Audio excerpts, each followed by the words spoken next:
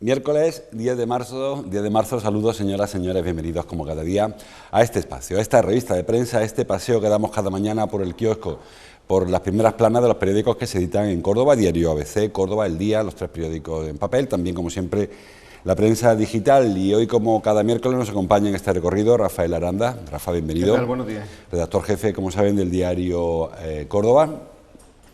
Hoy, bueno, hay algunas informaciones recurrentes. Hay una noticia que quizá ayer nos alertó a todos, cuando estábamos esperando que la Junta empiece a hablar de apertura o de relajación de limitaciones. Ayer el consejero Aguirre nos alertó por 2 caminos. Primero, porque las vacunas siguen sin llegar las dosis que son suficientes, y el tema de la cepa británica. Vamos a ver las 3 portadas de los 3 periódicos en papel. El diario Córdoba abre precisamente hablando de las dosis. Andalucía interrumpe las primeras dosis a los mayores de 80 años porque las que hay se van a utilizar para las segundas, básicamente. Ahora hablaremos de eso. El diario ABC habla de que hoy se cumple un año del primer, iba a decir contagio, la primera notificación. Contagio se produjo unos días antes, pero sí que hoy es el año 1, hoy empieza el año 2, por lo tanto, de la pandemia. La foto para Joaquín Campos, que fue el paciente, llaman paciente 0, hablaremos también de él, no creo que sea el paciente 0, él fue el paciente 1, el 0 cualquiera sabe por dónde andará. Y el Día de Córdoba habla de la cepa británica que les comentaba antes. La cepa británica pone en peligro la apertura de las provincias. Bueno, Sanidad, hoy los tres titulares de los 3 periódicos en papel hablan de coronavirus. Por empezar por el tema de las vacunas, como yo comentaba antes, anunció ayer Jesús Aguirre que hay que paralizar la ampliación de vacunas porque hay que reservarlas para la segunda dosis. Sí, bueno, llevábamos semanas frenando esa euforia que se desataba todos los martes tras los consejos de gobierno, cuando se anunciaban esos planes 500.000 de vacunación que preveían acelerar el proceso que se está llevando a cabo en la comunidad autónoma, y decíamos entonces que ahí había dos factores o 3 factores que eran pilares esenciales. Por un lado, bueno, pues la disposición de la Administración para proponer los recursos para que este plan se pudiera llevar a cabo. Por otra parte, la logística del personal que haga posible que se lleven a cabo esos planes. Pero el tercero y el principal, el fundamental, el que hace que los otros 2 tengan razón de ser, si no, no estamos hablando aquí de nada, es que haya vacunas. En este caso, la carestía de vacunas, de dosis, para poder llevar ese ritmo de vacunación que también tienen repuntes y olas, como la propia pandemia en sí, de ahora nos viene la euforia de que esto va muy deprisa, ahora rebajamos las perspectivas a un 40% de población para el verano, se han visto frenadas en seco por la lentitud con la que uno de los laboratorios, en concreto el que elabora la vacuna de AstraZeneca, está exportando las dosis a todos los países, no solamente a España. Ayer la presidenta de la Comisión Europea fue la primera que levantó la mano y alzó la voz de alarma al advertir que desde que empezaron a fabricar la vacuna, el laboratorio de AstraZeneca solamente había servido un 10% de las vacunas que toda la comunidad europea había contratado para llevar a cabo estas campañas de inmunización de la sociedad. En ese efecto dominó, a Andalucía le corresponde, por supuesto, su cuota de carestía de dosis, con lo cual lleva a tener que ralentizar de nuevo la vacunación en la población que se está viendo más beneficiada por esta vacuna, que son los mayores de 55 años, y en este caso, bueno, pues priorizando, lo principal es inyectar la segunda dosis a los que ya han recibido la primera, para que esa primera vacuna también no se eche a perder, y aplazar los que había ya esperando, los que había programado, para que recibieran la primera vacuna. En cualquier caso, como siempre decimos, el tema de la vacunación depende de Rafa, muchos factores. Van a llegar más vacunas, la vacuna de Janssen, a la que se espera que quizá nos saque de este atolladero. Ayer oí que en Marruecos, que es un país parecido a España en cuanto al número de habitantes, llevan ya puestas 4 millones de vacunas. En España...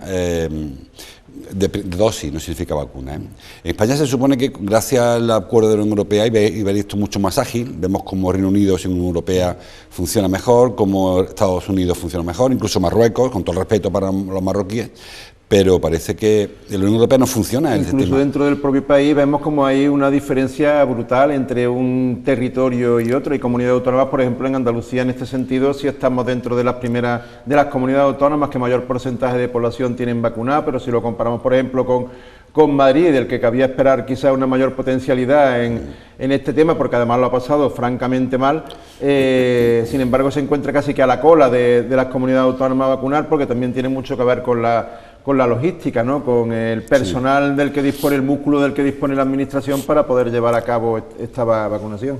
Bueno, el diario ABC también elige ese asunto, el de la falta de vacunas para los mayores de 80 años. Los menores se están poniendo las de AstraZeneca, los mayores son vacunas de Pfizer y las que quedan son para la segunda dosis, como decía Rafa, porque si no se perderían las que se pusieron hace un par de semanas, que es el margen que hay entre una y otra. Y la foto que le decía de Joaquín Campos, le llama paciente cero. Yo repito, no creo que sea el cero siempre se le llama al paciente que irradia, del que irradia el contagio. Él es el paciente 1, un hombre que le tocó, se le dio 1, aunque recuerdo, el primer contagio se produjo en Córdoba el 26 de febrero.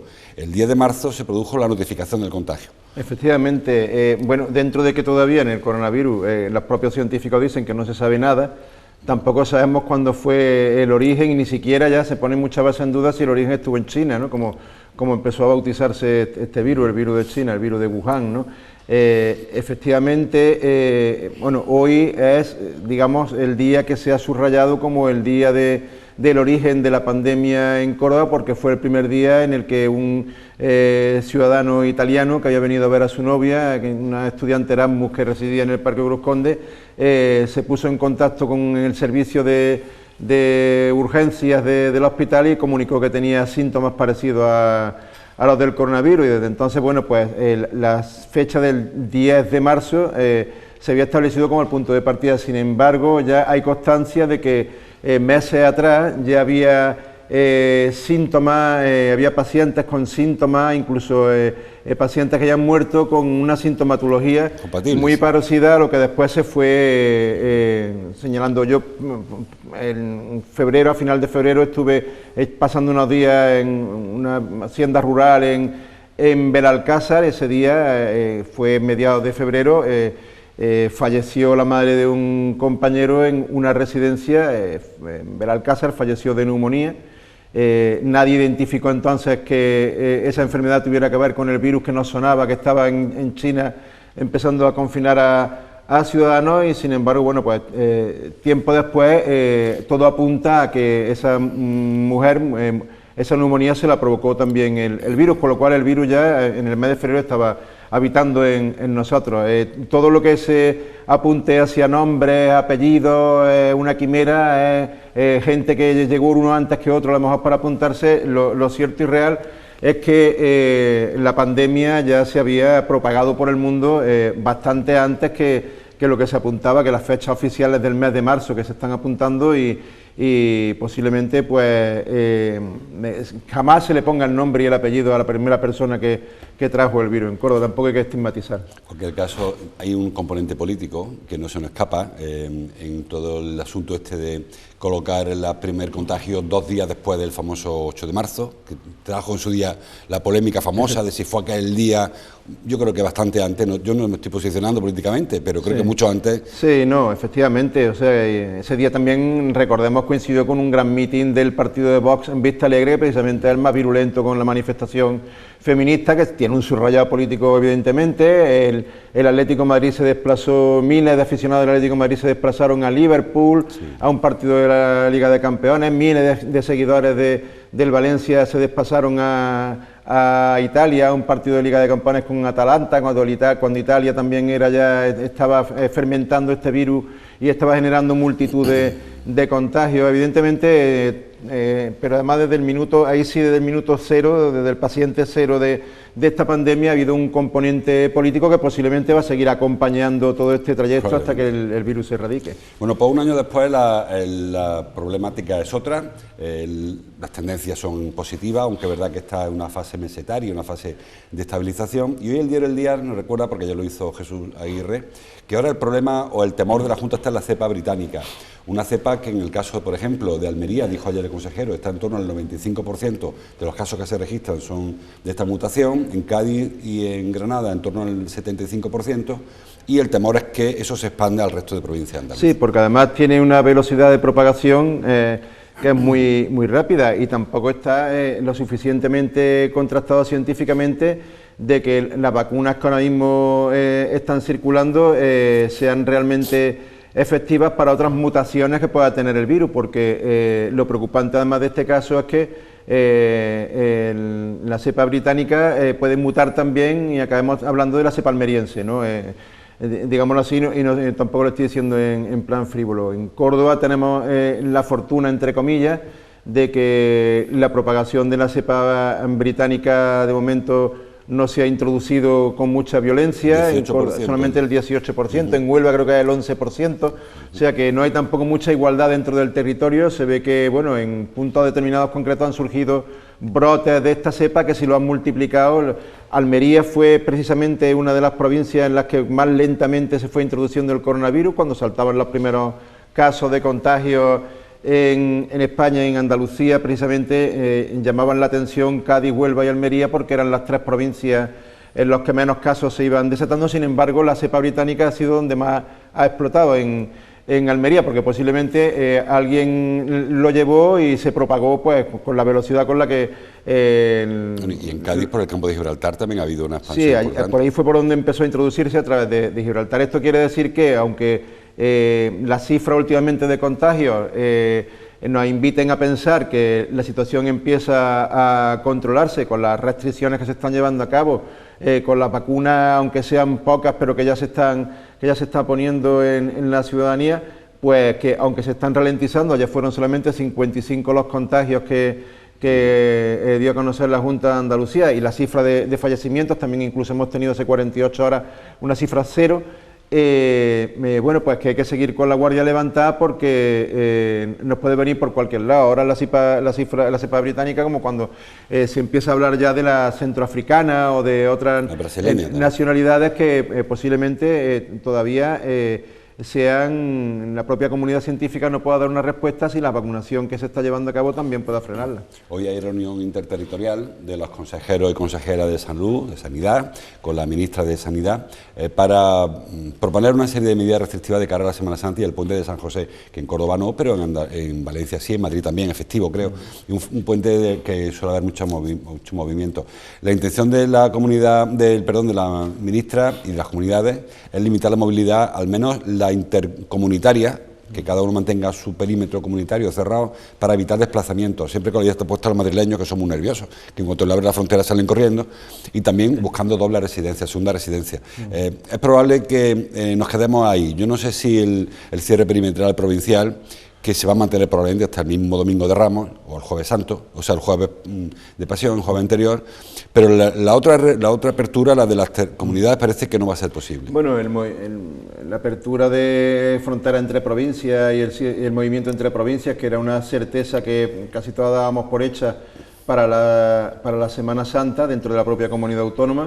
Bueno, también se está empezando a poner ya en cuestión, porque aun cuando se va ralentizando la cifra de contagios, va también un poco más lenta de lo que realmente cabía esperar, y porque cunde la preocupación también de lo que hemos hablado antes, de esta variante británica que se está extendiendo y que vuelve otra vez a encender las señales de alerta. Dentro de que esa posibilidad sí parece que va a estar ahí, porque también en esa teoría que siempre ha mantenido la Junta de Andalucía de apertura y cierre del grifo, la economía empieza ya a pedir a voces también un cierto alivio, sobre todo el sector de la hostelería, del turismo, que lo está pasando muy mal, y que Semana Santa es una ocasión propicia para darle un cierto respiro, algo de un balón de oxígeno.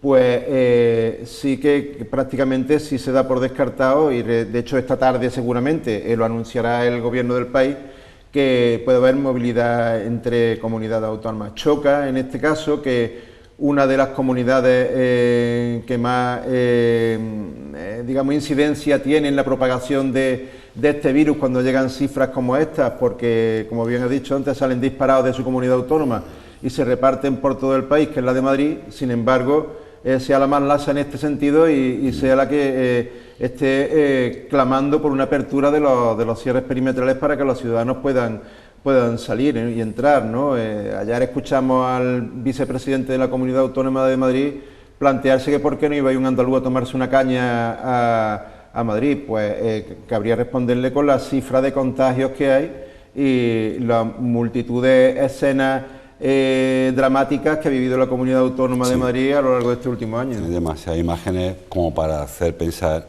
que es posible una desescalada demasiado apresurada, que cada cual, los técnicos sabrán, los expertos recomendarán lo que tengan que recomendar. Vamos a seguir avanzando. Las dos fotos, la del diario a veces hemos visto, foto que firma Valerio Merino, la del diario Córdoba, la firma, no sé si lo encuentro por ahí, Manuel Murillo, foto para uno de los árboles, un algarrobo, que plantó ayer el alcalde. Bueno, en este caso el que sale está plantándolo Salvador Fuentes y lo sujeta al alcalde, agárrame lo que voy a plantarlo.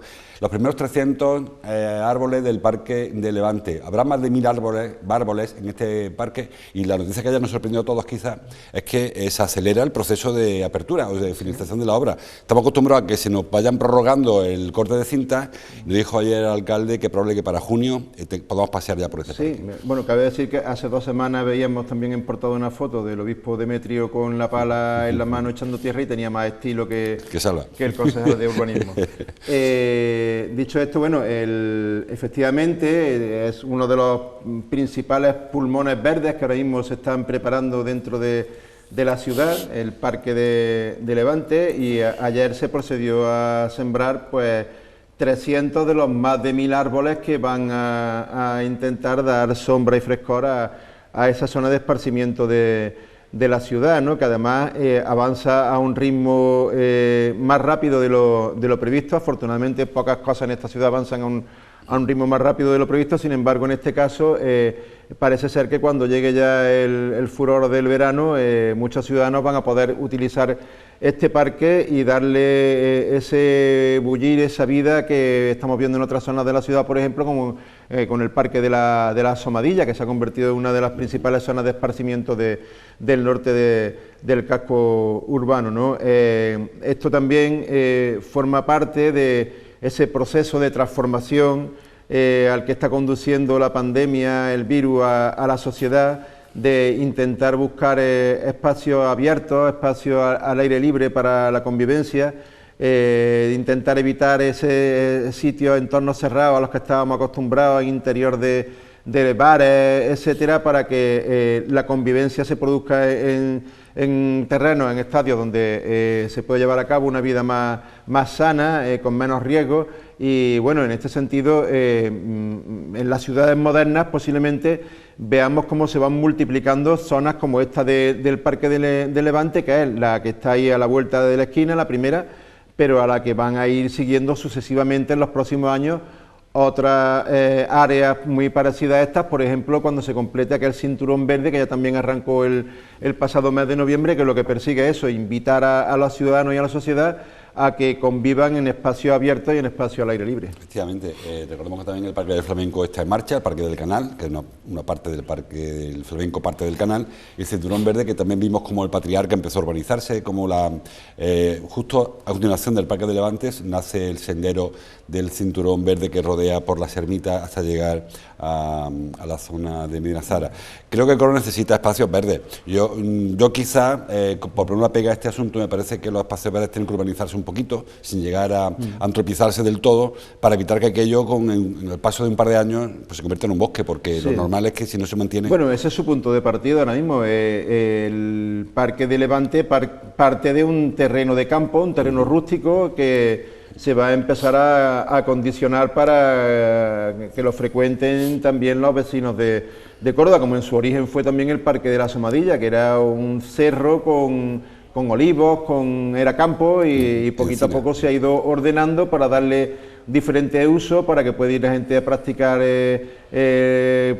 a dar paseos, a practicar atletismo, a coger la bicicleta, a pasear al perro, para ir con el fin de semana y poner su manta sobre el césped y tomar allí la merienda, zonas con parques recreativos para que los niños puedan jugar, etcétera. Pues esa es la razón de ser que tiene el Parque de Levante. Era campo, el ayuntamiento lo va a ordenar y lo va a acondicionar, y a partir de ahí pues ya también cabe en manos de la responsabilidad ciudadana que el campo pues se cuide perfectamente y que sepamos mantenerlo como un espacio abierto y saludable. Son 15 hectáreas a partir del arroyo Pedroche, o sea que es una zona muy cercana a la capital, pero mi temor es ese, que detrás no hay nada, porque tú decías Asomadilla, está rodeado de casas, Parque de Levante, o sea, el Parque Flamenco, Parque del Canal, igual, Parque Cruz Conde, son parques en los que hay mucho paso, hay mucha comunicación. Este es un parque muy grande, muy lejos de ahí acaba la ciudad y, bueno, si no se mantiene, y me remito solamente, por ejemplo, al carril bici que va a Rabanales, que al final acaba deteriorándose porque no hay ese paso que hay en otros lugares. La otra foto que tenemos en las portadas del diario El Día es para el Cerro de Masatrigo, en Fontevejuna, a la búsqueda de la antigua Melaria, titular, valga la redundancia. Ayer se procedió a la firma de un convenio entre la Universidad de Córdoba y la Diputación para investigar la antigua ciudad romana de Melaria, origen de Fontevejuna, y también la compra que hizo el Ayuntamiento de Fontevejuna. Ahí tenemos a Silvia Mellado, me salía la alcaldesa, pues descubriendo esta placa que reconoce a la familia Pulgarín, que era los dueños de Masatrigo, si mal no recuerdo, que han decidido vender la finca para que se proceda a esta excavación. Sí, ha sido una operación que le ha supuesto un desembolso al Ayuntamiento de Fuentevejuna de en torno a unos 340.000 euros, pero que bien invertidos, ¿no? Porque podemos estar en la antesala de un Torreparedones 2.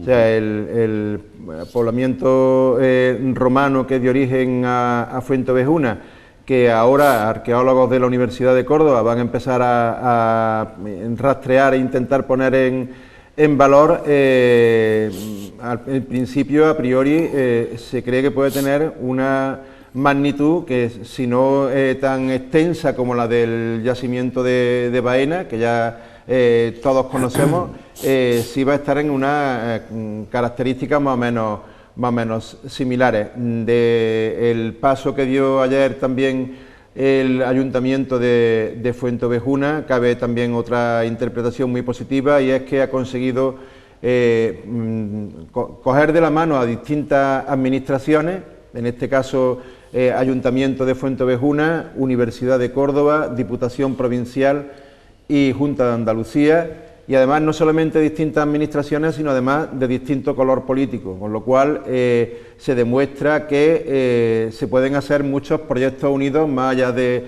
ideología y de la propia estrategia política, si son proyectos interesantes como el que ahora mismo nos propone Fuentevejuna. La foto que veíamos en el diario El Día, la foto institucional, yo he hecho falta aquí a Antonio Monterroso, que es el gran artífice de los descubrimientos en Fuentevejuna, en Melaria, que por cierto tiene otra singularidad, que lo resaltaba Rafa, no es una ciudad fosilizada bajo otra ciudad, como le puede ocurrir a Córdoba con la Córdoba romana. Aquí Fuentevejuna tiene su origen, parece, en Melaria, pero no sobre Melaria, con lo cual la ventaja es que lo que aparezca no va a estar corrompido o contaminado por posteriores... Es que ayer, paralelamente, también en la Rambla fueron también arqueólogos y el alcalde de la Rambla y de la delegación de la Junta de Andalucía a ver los terrenos en los que apareció la leona íbera, porque es posible que si allí había una leona íbera hubiera también algo más que eso, que allí no apareció espontáneamente, con lo cual, ese rico legado arqueológico que tenemos en la provincia de Córdoba, se están empezando a dar nuevos pasos para intentar sacarlo a flote, en este caso con la ventaja de que, como bien dice, no se trata de meter la piocha en el casco urbano con la incomodidad que ello conlleva, con obras que se paralizan, todas las trabas administrativas que eso también acompaña para poder seguir investigando estos descubrimientos que se acaban al final tapando y se acaban poniendo otra vez en oscuro. sino que son en espacios, terrenos amplios, al aire libre, que permite trabajar y permite investigar muy bien nuestro pasado. Efectivamente, en este caso además con un componente turístico importante, porque se quiere también, se está viendo la factibilidad, la posibilidad de poner en valor la ruta Córdoba-Melaria, la ruta de Córdoba-Fontevejuna en aquella época, que en parte coincide con el Camino Mozárabe, que coincide con el Camino de la Plata, con la ruta Córdoba-Mérida, Mérida Augusta, es decir, que componente turístico. Y hablando de turismo, Rafa, ayer nos contó la delegada de turismo del Ayuntamiento que el plan de grandes ciudades nos va a costar al final la pasta, porque hay que devolver $500.000 de lo que la Junta anticipó. Ya dijo lo que prestó, no era un préstamo, era una subvención. No, era un anticipo. No ha sido capaz de subvencionar. No era un préstamo, era un anticipo que además no hace ni un mes, me parece a mí que la propia presidenta del Intur dijo cuando, creo que fue el portavoz de Izquierda Unida, que esa cantidad se iba a perder, que era una falacia y que eran maldades por parte de la oposición y que todo eso estaba aclarado. Bueno, pues, ahora le culpa a él, realmente, ella culpa a él, de hecho, pero vamos, ni estaba aclarado, ni era una falacia, y además el que le ha sacado la tarjeta roja en este caso ha sido una administración de su propio color político, con lo cual no cabe interpretar que se trata de la oposición metiéndome palos en las ruedas, ¿no? Juan Marín, consejero de Turismo, además de vicepresidente de la Junta, que saca tarjeta roja al concejal de Turismo. Forma parte de un anticipo, no un préstamo, un anticipo dentro del plan turístico de grandes ciudades de algo más de 2 millones de euros que la Administración requería que justificase a medida que lo iba invirtiendo, so pena de que si no se justificaba la cantidad te la quitaban y perdía el resto de la cantidad que tenía adjudicada, más allá de ese anticipo, ¿no? En este caso, el Ayuntamiento de Córdoba no ha podido justificar la cantidad que ahora tiene que devolver, que está en torno, digamos, 500.000 euros redondeando, son 400 y pico mil, pero aparte de eso pierde la subvención que quedaba por aportar dentro de ese plan, que son en torno a 700 y pico mil euros, con lo cual digamos que el montante se pone más de 1 millón de euros la cantidad que vamos a perder. La justificación de Isabel Albás es que sí se ha invertido, pero que posiblemente lo que dice la Junta es que no se ha invertido en lo que debiera, en reformas en instalaciones que realmente no iban a tener un destino turístico, como puede ser el convento de Regina, que parece que es donde está el foco de la polémica, ¿no? La cosa es que no creo que las arcas municipales estén tan sobradas de dinero, más en los tiempos que corren esto, como para permitirse el lujo de devolver o de prescindir de 1 millón y pico de euros por parte de la Junta por no haberlo justificado bien. Bueno, $500.000 hay que pagarlo, el otro se deja de ingresar, pero $500.000 hay que soltarlo porque se supone que se gastó y no se ha podido justificar la inversión que se hizo. Y ya que si fuera de hora, vamos a hablar, ayer fue el 9 de marzo, el Día de las Personas Desaparecidas sin causa aparente. Hay una banderola en el Ayuntamiento que recuerda ese momento. Vi poca presencia municipal en el acto, estaba el alcalde, la foto se ve que está poniéndole el algarrobo.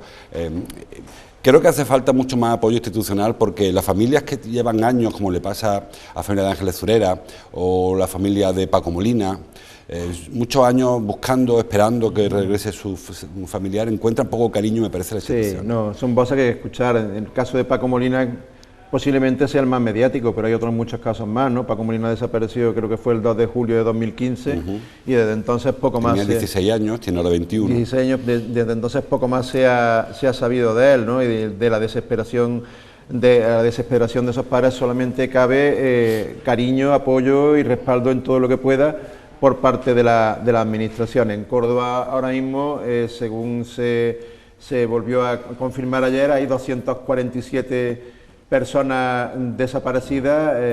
Esas 247 personas desaparecidas son 247 familias que están esperando una respuesta de dónde están los suyos y que a su vez es una llamada, un grito al aire para que la sociedad le ayude también a localizarlos, porque nos puede ocurrir a cualquiera. Solamente a lo largo del año pasado hubo 219 denuncias de desapariciones, muchas de ellas resueltas también, muchas de ellas que se resolvieron incluso en menos de 24 horas, pero que no dejan de ser también 219 casos de familias alarmadas y en situación de mucha preocupación, y a la que, bueno, pues cabe una respuesta lo más amplia posible por parte de la Administración para ayudarle a buscarlo. y también el consuelo del resto de la sociedad, porque todos, he dicho, somos susceptibles de pasar por situaciones de este tipo. Sí. El próximo domingo hay una iniciativa novedosa, es la primera carrera por los desaparecidos, que se va a llevar a cabo en Córdoba, no sé si el domingo o el sábado, el día 14 creo que es el sábado. Y bueno, pues cabe también una respuesta masiva de todos los que puedan ir a manifestarle a estas 247 familias que tienen desaparecido en Córdoba que estamos con ellas. La carrera virtual, la carrera quien quiera tiene que ponerse en contacto con la asociación, con tanto FADECOR como QSD Global, le entregan su dorsal virtual, hacen una aportación simbólica y pueden participar en esta carrera virtual. Porque los grandes damnificados de la pandemia, no escuchamos, son las carreras populares. Hace un año que no hay una carrera, no vemos un atleta corriendo por Córdoba en una carrera popular. Algunas carreras tienen más de 40 años. Pues necesitan porque, como le decimos en muchas ocasiones, no llegan las instituciones, no llegan para realizar la búsqueda, son voluntarios que aportan los perros cuando pueden aportarlos, que hacen batidas, y muchas veces, recordemos el caso de Morilla durante este verano, que no sé cuántas batidas se produjeron hasta que al final... Y hubo un respaldo social precisamente encomiable y plausible, y es lo que cabe esperar también por parte de vecinos, cuando se producen llamadas de este tipo, que enseguida pues la primera información que puedan aportar a las fuerzas de seguridad cuando están empezando las labores de búsqueda, todas son bienvenidas y todas son agradecidas. Bueno, pues me falta, dice el eslogan de esta campaña, y vamos a intentar que esa ausencia sea la menor posible. Vamos con Fernando. Rafa, ¿el Córdoba se la juega otra vez? Ese otro desaparecido, los puntos por Córdoba también son desaparecidos. Bueno, el Córdoba ya sí, ya no caben más oportunidades, ya es un partido a vida o muerte en el que, bueno, el Córdoba ahora mismo no está entre los 3 primeros, ya son cada vez menos los que lo esperan, incluso entre los 3 primeros, a tenor de la imagen que dio sobre todo en el último encuentro en casa, cuando podía un poco menos que haber puesto pie y medio en la fase por el ascenso, y no solamente en la fase por el ascenso, sino en una categoría que sea un poco más digna en la que podemos caer, como el Córdoba no sea capaz ni siquiera de entrar en los 3 primeros. Bueno, pues de eso va a hablar ahora Fernando López con Raúl, que está en la sede deportiva. Gracias, Rafa, te veo el miércoles que viene. Ahí estaremos. A ustedes les veo mañana. Les dejo con Fernando y con Raúl, como les digo, porque el Córdoba ha vuelto al trabajo, tiene mucho que trabajar, porque este fin de semana se la juega contra el Club Deportivo Elegido, y venimos muchas semanas hablando de que esta es ya la definitiva, porque esta sí que es la definitiva. Un traspié en este caso, creo que casi acaba con cualquier posibilidad para el Córdoba Club de Fútbol. ¿Qué tal, José Luis? Muy buenos días. Sí, venimos de final en final y llegamos a la penúltima. Por avanzar un poquito cómo están las cuentas matemáticas del Córdoba Club de Fútbol, si cae derrotado se podría despedir matemáticamente de pelear, de entrar entre los 3 primeros para la última jornada, pero fíjate cómo está la categoría, que con el empate y con la victoria, por supuesto, podría volver, dependiendo de los resultados, a depender de sí mismo, que eso también dice mucho del nivel de la categoría y el desastre que tiene ahora mismo montado el Córdoba Club de Fútbol. En el programa de hoy vamos a conectar con la ciudad deportiva, vuelta al trabajo del Córdoba Club de Fútbol, después de su día de descanso. Tenemos ya por allí compañero Raúl Díaz. Raúl, ¿qué tal? Muy buenas. No sé si el equipo está ya por allí entrenando. ¿Qué tal, Fernando? Buenos días. De momento no, todavía no han llegado. Tenemos el circuito físico habitual montado allí en la pradera. Hoy miércoles, después del día de descanso, los jugadores van a tener que sudar. De momento, suponemos que hay gabinete de crisis o al menos charla de Pablo Alfaro antes de que comience el entrenamiento. Fijado para las 10:30, si te parece, hacemos una pausa y vemos si a la vuelta de la publi tenemos ya los jugadores por aquí en el césped del campo principal de la ciudad deportiva. Perfecto, Raúl. Ya saben, 10:35 de la mañana, aún no ha llegado el Córdoba Club de Fútbol. Se prevé que tengan charla dentro del estadio del Arcángel y pronto estarán por allí por el césped del campo principal de la ciudad deportiva. Enseguida arrancamos aquí todo CCF.